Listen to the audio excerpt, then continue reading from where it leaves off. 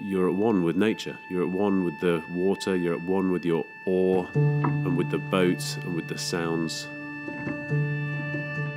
There's a lot of time to think, a lot of peace.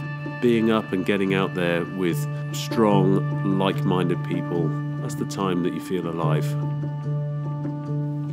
The sport of rowing is steeped in tradition. It's one of the oldest sports in the world.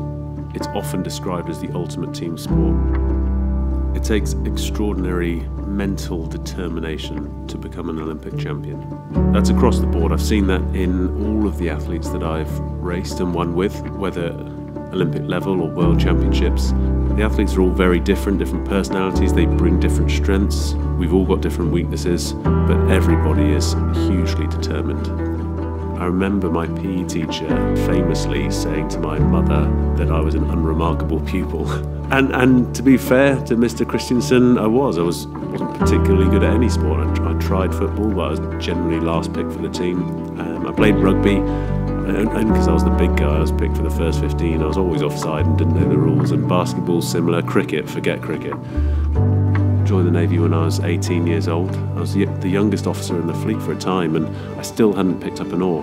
And I was fit, going through basic training, and one of my divisional officers said, "What's your sport, rugby or rowing?" And still I stayed with rugby, but it wasn't until I went on a ship and used a rowing machine for the first time that I set the fastest time in the fleet that year, over 1,000 meters. The first time I jumped on a rowing machine, and it was in the Gulf. It was 50 degrees on the upper deck of HMS Exeter, and the commanding officer then, who was a former rower, he said, "When you go to university next year, start rowing."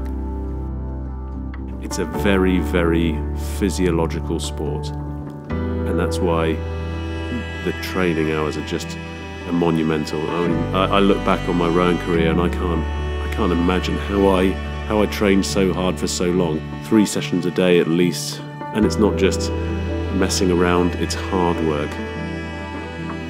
The first mechanical watch that I owned was the Seamaster, and I found myself in the condition of my life going to my first Olympic Games, aged 27, in Beijing 2008, in uniform as a naval officer and bringing home a gold medal.